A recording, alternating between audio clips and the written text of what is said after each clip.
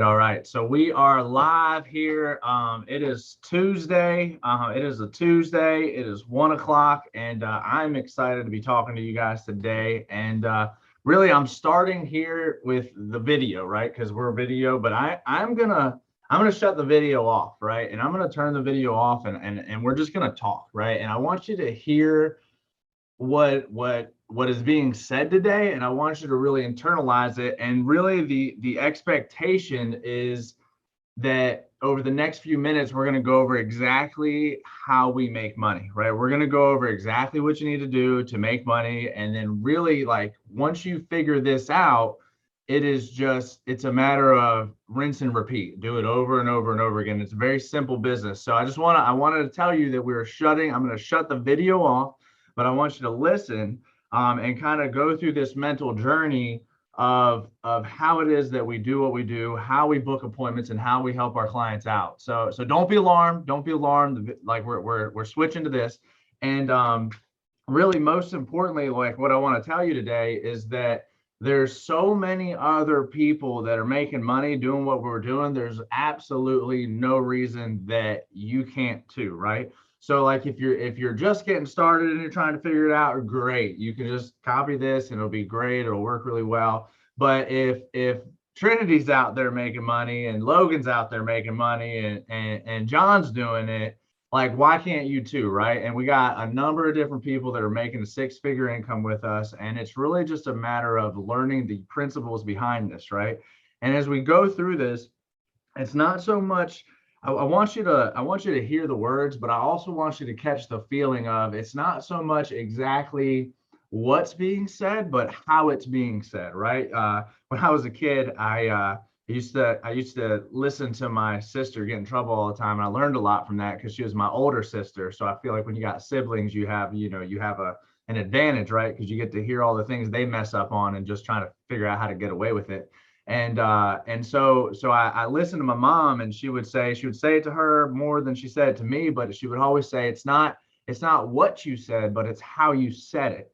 And as I have kids myself, I think I get it now, right? Like, yeah, I get what you're saying, right? And so the main thing I want to tell you is that we're calling people back that have requested information, right? And whether they requested information yesterday, earlier today, last week, 3 months ago, 6 months ago, they have basically written "help me" down and sent it to us, going, "Hey, I got a problem. I need someone to fix it." Because if they knew how to fix it, they wouldn't be talking to us.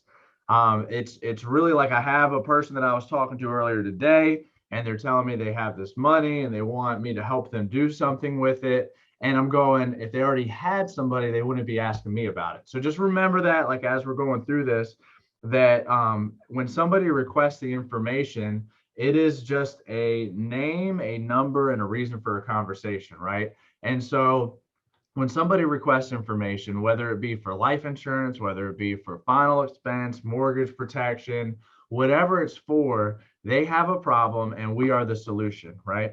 And so today, in these times, like, just like any other times, we have to differentiate ourselves from everybody else, right? Because my phone rings all the time. Sometimes it's local numbers, sometimes it's far away numbers. Like, immediately, I think that it's a telemarketer. I think that it's somebody that I don't know. So when we think about things like that, we need to think about our clients, the people that we're calling. And I call them our clients because if they filled out a request, they're about to be our clients, right? So if somebody fills out a request, like, you have to remember that they're feeling and thinking the same things too. So we have to be different than everybody else, right? And what do I mean by that? When we call somebody on the phone, we don't sound like we're a telemarketer. We don't sound like we're calling them because they just won a sweepstakes. We don't sound like we're like, "Hey, Susan," like, that's just weird, right?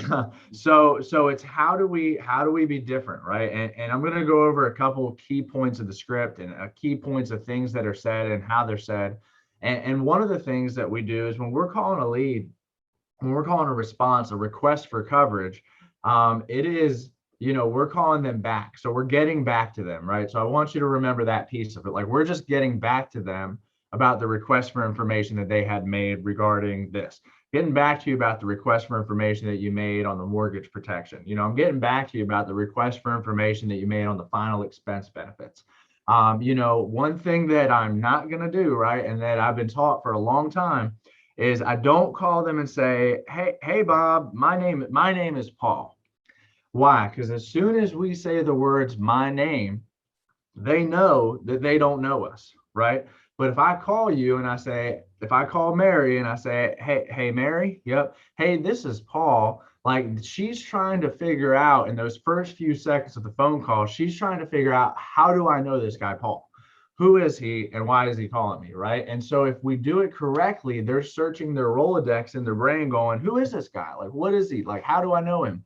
And they're trying to figure out how they know you versus immediately thinking, hey, I don't know this guy, I'm not talking to him. Hey, I don't know this girl, I'm not talking to him, right? And so what you'll realize as you listen and you hear different things is that if we do it correctly, we're going to book the appointment the majority of the time, right? And a lot of it is coming into it with the mindset of, I believe everyone's going to book an appointment with me. Like, I believe that these people have a need that I need to help. And if I don't help them, who else is going to help them, right? And so if I'm calling, I'm going to go through a mortgage protection lead, a direct mail lead. I'll go through that. And then I'm going to have the other Paul. I got two Pauls here, make it real easy. I have him go through a little bit on like an internet lead and kind of what that would sound like. So we're going to role play and just go through what it sounds like to make a phone call.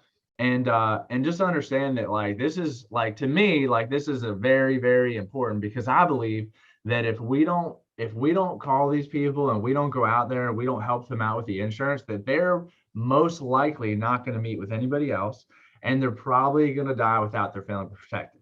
So, like, if we can put ourselves aside and just remember that these people need us because they said they needed us. It's not like we're calling them up and saying, hey, I got the best new widget in town, you should get my widget. Like, no, like they requested something because they have the problem. So if I'm going to call Bob. So if I'm calling Bob and he filled out a request for coverage and it's for like a mortgage protection, and I'm just going to call him. So if I'm going to call, role play with you, Paul, and we'll do it this way. But if I call Bob, it's going to go ring, ring.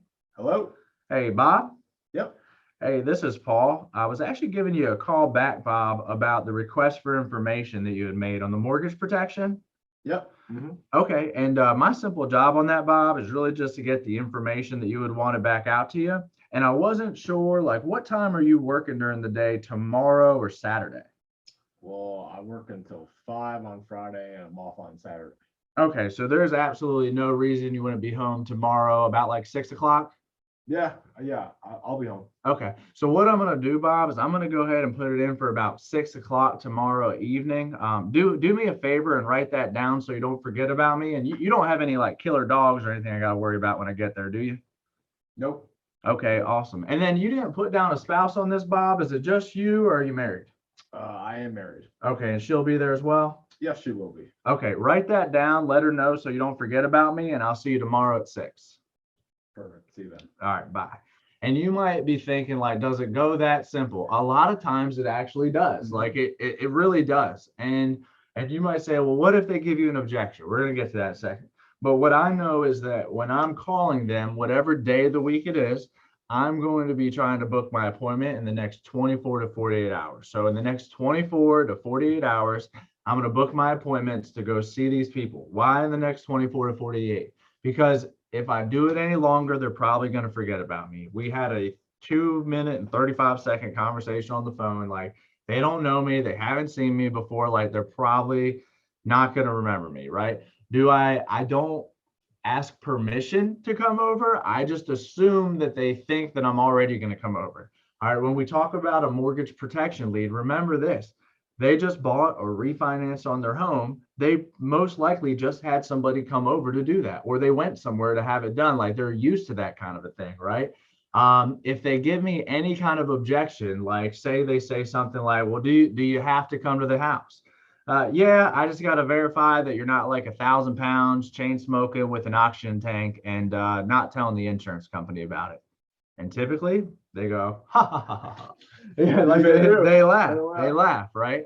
And so just remember that whatever they say, whatever objection that they give you, it's not so much an objection as it is a question most of the time. People ask questions for one of two reasons. Either they're genuinely interested in the answer or they're trying to intimidate you. One of the two, right? And so don't be thrown off by whatever they say. If you make a big deal of it, they're going to make a big deal of it. Just don't worry about it. Hakuna Matata. It's okay. Just book the appointment no matter what they say. And so, like, if they say something like that, I'm just going to book the appointment no matter what they say. And so, and it's kind of like, well, what if they say, well, I'm real busy and I can't really do tomorrow. Okay, so you're real busy. What's like the latest possible that you're going to be home tomorrow? Well, I get home around like 7:30 or 8. Okay, so I mean, there's no reason you won't be done by like 8:30, 9 o'clock, right? No, I'll be done by 8:30, 9 o'clock. Oh, all right, cool. Well, what I'll do is I'll go, like, I don't ask for the appointment right then and there because we're just having a conversation. They've already requested the information. All I'm trying to do is figure out whether they're going to be there so I can do what they already asked me to. And I know that it's a little bit of a switch in our mind thought, right? Because we're so used to asking, like, does that work? Is this okay? And all these things, when really, like, they've already said that they wanted it, and we're just trying to figure out when we can go help them get it, right? And so let's not put extra obstacles in the way. I promise you, I'm really good at saying stuff and putting my foot in my mouth, like real good at it. Let's just not do that, right? What I've learned about booking an appointment, for me and for everyone that I've seen that's really successful at it, is that the least amount that you can say to book the appointment and get them to actually be there is typically the best, because the more that we speak and the more words and the more things that we put in there, the more likely we are to potentially mess it up. Now, don't get me wrong, you could be amazing and you could tell a 30-minute story and still get them to show up. I've not seen anyone do that. So don't do that, would be my suggestion. Now, if you get really good and all of a sudden, like, you become amazing at booking appointments and your way is better than this way, and you've been doing it for a year or two, or you get everybody to show up, let's do your way.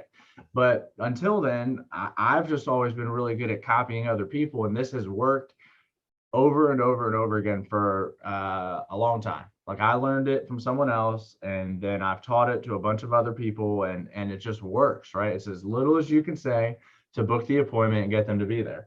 And so there are different tie downs, there are different things, but here's what I found is that the majority of people, when you're booking appointments, we don't book enough appointments to figure out what else we're doing wrong. Because the first step is book the appointments, right? And then we figure out how to get more of the people to show up, and then we figure out how to get more of the people to buy.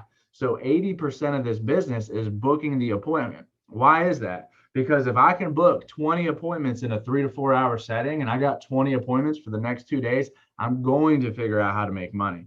I'm going to figure out how to sell the clients. You know, you could be terrible at the sales process. If you can book a lot of appointments, you're going to make money. You're going to help these clients. And it's very simple to do. It's not complicated at all, you know? And so really, it doesn't matter how old the lead is, how new the lead is. It doesn't matter.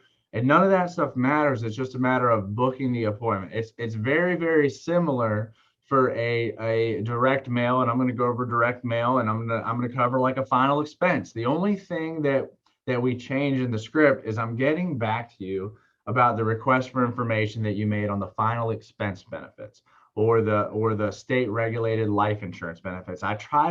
Based on what the postcard says that you're looking at, I reference something on the card, right? If they say something crazy like, well, I'm not interested, I'm not really interested either. All I really do is get the information out to you that you requested. Now, are you working during the day tomorrow, or are you off, right? So it's whatever they say, we acknowledge, we ignore it, and we redirect it. Meaning, we're not being mean, we're just ignoring the fact that it's not really an objection. It's really more just a clarifying question. Like, I'm not interested. Okay, yeah, like, I'm not really interested either. I'm just the guy that gets you the information. What time are you working tomorrow?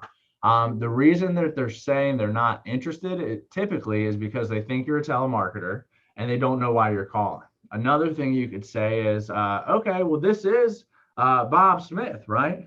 Well, yeah. Over there on 123 Main Street? Well, yeah, that's me. Okay, well, yeah, we basically, all I do, I got this request here, And my simple job is just to get you the information. You know, what you do from there is up to you. I just wasn't sure, like, what time are you working in the next 24 to 48 hours? Like, I would say, what time are you working tomorrow or Saturday? And so it's really just always coming back to the script, no matter what they say. And it's always coming back and ending on a question, because the person who asks the most questions wins, right? If they ask a question and you answer it and end on a statement, now they're in control of the conversation, right? And you want to talk slow enough that they can understand you, but fast enough that they don't interrupt you, right? So you don't want to talk too slow. You don't want to talk too fast, meaning if someone picks up the phone and they answer the phone and it's hello, it's that I'm going to slow way down with that person, right? It's hey Bob. Yep. Hey, this is Paul. I was actually giving you a call back. You see how much slower that is? It's a lot slower. So you want to mirror and match them and meet them where they're at. You know, if they pick up the phone and it's a construction worker and he's like, "Oh," you're like, "Bob." Like, you know, like you want to meet them where they are, right? And you want to go at the pace at which they say, you know, my favorite thing. I love when they say, "I'm at work right now, I can't talk." Because you know they just answered their phone and they're at work, right? And they're at work and they can't talk, but they answer the phone. And I love that because I can just I book most of those appointments. Why? Because they're in a rush. I'm in a rush. I don't want to talk long. They don't want to talk long. It's very simple. So if they're like, "Yeah, I'm at work right now, I can't talk." Yeah, I can't talk either. What time are you off of work tomorrow or Saturday? I can get back with you. I get off at 5. All right, cool. What I'll do is I'm just going to put it in tomorrow at 6 and I'll just plan on seeing you then. Okay, bye. And I will promise you that it works, right? Like, because your instinct is, "I'm at work right now, I can't talk." Okay, cool. Let me call you back. I'll call you back. I'll call you back later. They're never going to pick up again. And now you're going to have to go by their house to get a hold of them, right? "I'm at work right now, I can't talk." Okay, yeah, I can't. Oh, okay, I can't talk either. What time are you off tomorrow and Saturday? When they're rushed, you need to rush, right? Now in the appointment, don't rush. Don't let them rush you.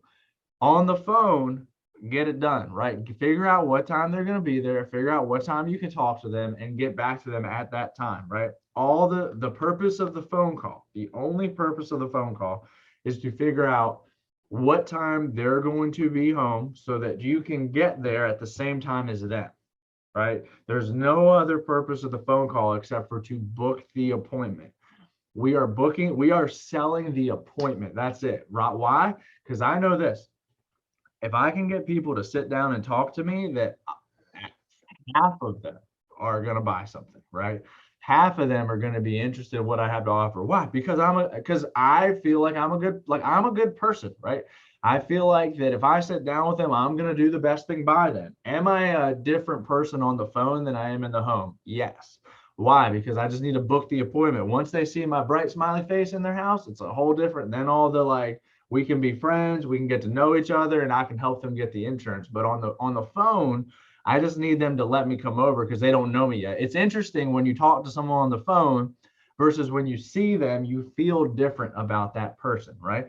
A Zoom is the same way. If you hear them on a phone and then you see them on a Zoom, you're like, "Oh my gosh, like I like them more." You know, like you like people more when you get to see them most of the time. Not all the time, most of the time. So people can be real big over the phone and they're not so big when you get to the home, right? And so we're booking in the next 24 to 48 hours. And I do want to go over because those are direct mail. Like, what do we do with direct mail? I don't think it's very different when we do an internet. The principles are always the same. They filled something out online, but I do want to give you the script. And I think of no one better to talk about that than Paul Van Thoff. If you could just hit them with like, what do you say? Like, if somebody requested something online, is it different to you in your head? First off, is it any different? And then what do you actually say when you do call them? Thank you for having me on the call, Paul. Yeah, so my thought process when I'm calling an internet lead is the same thing as when I'm calling a direct mail lead. Like, they fill a form out requesting the information, and my job is really just to get the information out to them. That's all my job is. I'm not trying to quote unquote sell them insurance. I'm just going to get them the information. And I'll give you guys a tip. okay, on these internet leads, people are all over the internet filling out things. And so stuff autofills. They're serial filler outers. Serial filler outers. Oh yeah. So and what I struggled with at first was I didn't verify their address. So I would book appointments and I would show up to an address that they weren't there. So direct mail, it came from their house, so we know that's where they live. Right. Yes. Internet, it can auto-populate. Internet, it can definitely auto-populate, Okay. right? Okay. And sometimes it's an address in a different state. So when you're calling the internet leads, in my script, I verify the address before they really know why if I'm going to come over or not. Right. So if I was calling Bob, you'll be Bob. I'll go through my Bob. script of exactly what I say. So let's say ring ring. Hello. Hey Bob. Yeah. Hey Bob, this is Paul. I was giving you a call back, Bob, about the form that you had filled out, sent back into us about the state regulated life insurance programs. Okay. Yep, and I have your address over there at 123 Main Street. Is that correct? Yep, that's right. Perfect. And my simple job is really just to go over your eligibility on this. And I wasn't sure like what time you were working during the day, tomorrow and Saturday. I don't work anymore. You're not working. Okay. Does the morning or afternoon work better for you tomorrow? Morning. Morning. Okay, perfect. I have a 9 or a 10 a.m. Which one works better for you? 10. 10. Okay. So what I'll do here, Bob, is I'll put it down for about 10 a.m. And can you just do me a favor and write that down so you don't forget about me? And I'll see you at 10 a.m. tomorrow. Yeah, I can do that. Perfect. And end the call. All right. What if they say that's not my address? What if you're like, I have you over here at 123 Main Street. Is that correct? And I say, no, that's not correct.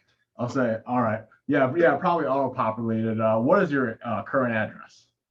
Got it. So you hit them with Yeah. it probably auto-populated. It's not like you don't leave them to answer, what is this? What is all this about? It probably auto-populated. What's your current address? Yeah, so if they say that's not my address, yep, it probably auto-populated. What's your current address? So like I acknowledged, I said, yep, I ignored it and I kind of moved on, meaning like I asked him a question, what's your current address?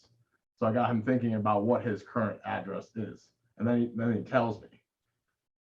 So you get them to tell you what the current address is, and then you book the appointment. So you're getting them before they even know that you're coming to the house. You verified the address because that's really important on an internet lead, right? To make Yes. sure it's right, because it does suck when you go to the wrong house and you're 35 minutes away and all that. It's terrible. Right. I hate when that happens. Or you show up at an address and you think it's a house and it's a big old apartment complex, you know? So yeah, I got burned on that starting out, but I learned the hard way. So do you ask, is this an apartment or is this a house? Yes, yeah, absolutely. Yeah. So that's a good point, Paul. So like if I said I have your address over there at 123 Main Street, is that correct? Yes. Now, is that an apartment or is that a house? It's a house. It's a house. Okay, perfect.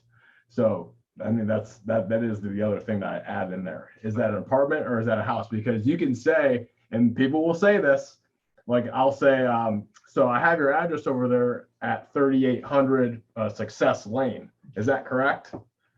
You'll say yes. Yes. And that is your address, but they won't disclose that their apartment B12. Got it. So you gotta say, now is that an apartment or a house? Yeah. And I guess that depends where you're running to, right? Yeah. Because where I live, biggest apartment building's got about 16 doors. I just knock them all. I don't really care, But if you're down towards the city and there's 400 units, Yeah. you need to, and you got to get in through a keypad. It's different, right? So be conscious of where you are and what you're doing, right? And so it sounded like you're really just verifying the information on the form, verifying the address, and then booking the appointment. Yep. My main goal is just to book the appointment. I'm not pre-qualifying them. I'm not asking them what their medications are. I'm not doing any of that. My goal is just to find out when they are home.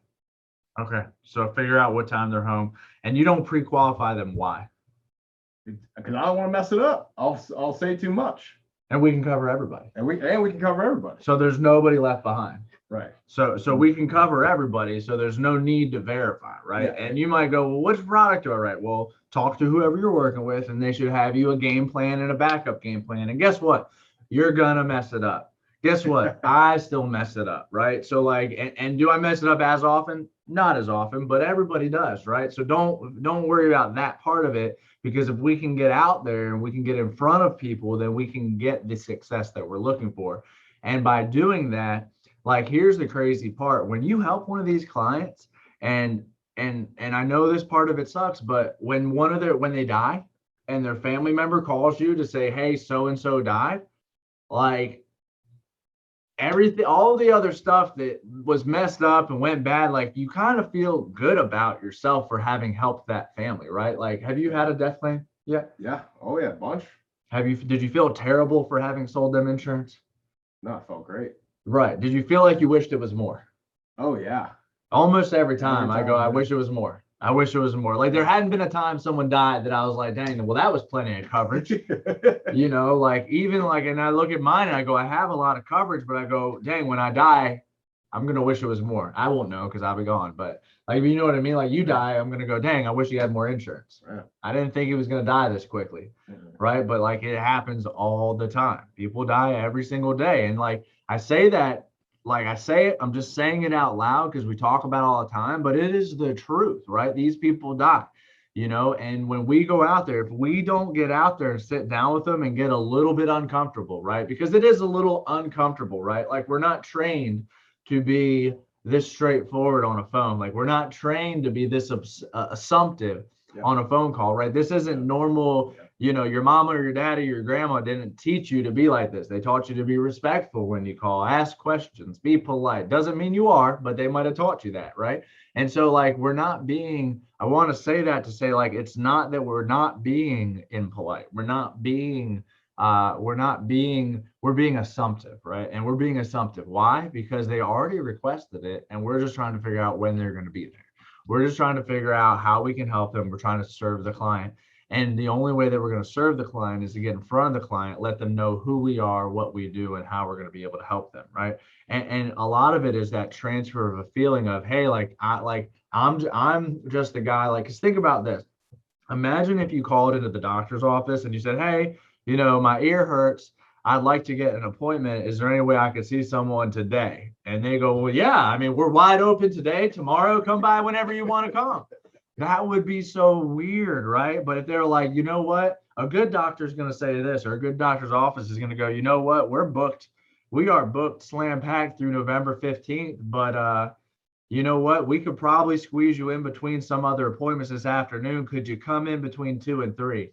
And if your ear hurts bad enough, guess what you're going to do? You're going to come in between 2 and 3 because you need that service. And so, like, we're the professionals, right? And I learned a long time ago that if you act like a professional before you are one, right? You might not feel like you are yet, but if you act like a professional, you'll become a professional. If you act like your schedule is full, your schedule will become full, right? So, like, when we're offering an appointment, like when we're telling them the time that we're available, it's like, they're like, well, yeah, could you come tomorrow at 6? It's like, man, I already got someone at 6, but I could squeeze you in between 6:30 and 7. Is there any reason that wouldn't work for you? No, that'll work. Okay, perfect. I'll see you tomorrow between 6:30 and 7. So it's like, we need to put emphasis on our schedule, right? And there's different things you can do to tie down and get more people to show up at the appointment. But what I hope for you is that you book enough appointments that you go, dang, man, I booked 25 appointments. I got 15 of them to show up. How do I get more of them to show up? I guarantee you, if you sit on 15 appointments, you're not going to be sad with your results, right? You're gonna have some results, right? But now you're going, dang, I booked 25. I got 15 to show up. Shoot, if I got another 3 to 5 to show up, I'd have made another sale, which is another couple $100 or a couple $1,000, depending on the size of the sale. So with that being said, I don't know that there's much more. I hope that when you take this information, you go, dang, I can do that. I can copy that. We got scripts written out, saying it out loud, hearing it over and over again, like getting it in your head that, like, this is how it's done. This is how it's done, right? Like, how when you listen to a song on the radio, which the radio I think is phasing out a little bit more, but like when you're driving down the road, they play that same song over and over again, and everyone's been there. Like, you start to learn the hook, right? Like, you start to learn that part of the song because you've just heard it, whether you like it or not. You start to hear it over and over again until the fact where you know the words, right? Like, you know the words of the song because that's the words of the song. And the script is the same way. It is like when you're saying your script, when you're booking your appointments, it should be so fluid that almost you've said it so many times, you've heard it so many times, like it's hard to throw you off. Now, can you be off your game? Yes, but don't allow that to happen. How do you not allow that to happen? Study it, work hard, make a lot of phone calls, talk to a lot of people, say it out loud, practice it. Before you make your phone calls, say it out loud, right? Like, hey, Bob, yep. Hey, this is Paul. I'm giving you a call back. I'm not giving you a call back. See, I messed it up. That's what I'm saying. I'm getting back to you about the request for information that you made on the mortgage protection. Okay, well, my simple job is really just to get the information that you would want to back out to you, Bob. And I wasn't sure, like, what time are you working tomorrow and Saturday, right? And you say it out loud and you get it right. And when you mess it up, you correct it and you go, oh, that wasn't right. Let me do it again. Oh, that wasn't right. Let me do it again. And just saying it out loud, listening to it, hearing it, that is how it's caught more than it's taught, right? And it starts to be something that becomes like it's just something that you do. You just sit down and book your appointments, right? Because once you do that, everything else is just, you can do it. You just have to book more appointments. You just have to get better at some pieces of the business. Do you have anything else you want to add in on this? Yeah, I mean, I would say that the battle is won on the phone. Like if you can book appointments, right, you're going to have appointments to run and sit. But if you don't book appointments, you can't make money because you don't have anyone to sit with, right? So I would say, the battle is won on the phone, and to have the right mindset that they filled this form out, they requested the information, they're looking for our help. Our job is really just to go over what they qualify for and give them the information. And like to piggyback what Paul said, like you have to practice on your own, right? Like dial day is game day. Like you need to practice before the game. So saying it out loud to yourself in the shower, out loud in the kitchen, practice if you got a spouse, brother, sister, anyone, practice with someone so that you can just, it's all repetition. So the more you say it, the more in tone you'll be with yourself and you'll be more comfortable with it. But if you just go in blind on the dial day, right? Like you're learning on the ones that you need to have practice for. That's good. I like that. And practice a perfect play. Right. Practice a perfect script. Practice it going perfect. Do you need to learn how to overcome objections? Yes. Don't think of them as objections. Think of them as questions on the way to you booking your appointment, right? Like you're going to book the appointment no matter what they say. And so really that's it. That's a wrap. I don't think there's much more to talk about, but really it's just a matter of like, get after it, get with the person that you're working with and say, hey, I'd like to get better at this. Hey, I'd like to be someone that books 20 plus appointments a week. Hey, I'd like to see better results, right? And just say, hey, like, this is what I'm looking for. I'm looking for this kind of a result, because if all the people that are doing it, there's absolutely no reason that you can't do it, right? They filled out a form, decided they wanted it, and then you got the form or you got the request, and they either did or didn't get insurance. The only catalyst in the middle is you, right? They decided to get it before you talk to them. Don't mess it up. Mm-hmm. Like they already wanted it. So like, don't get in the way of yourself helping these people, right? And so I'm excited, really excited for what's happening right now. Everybody is crazy killing it, and it's really just the beginning. So with that being said, over and out. I hope that we'll catch you soon, and we'll catch you on the next call.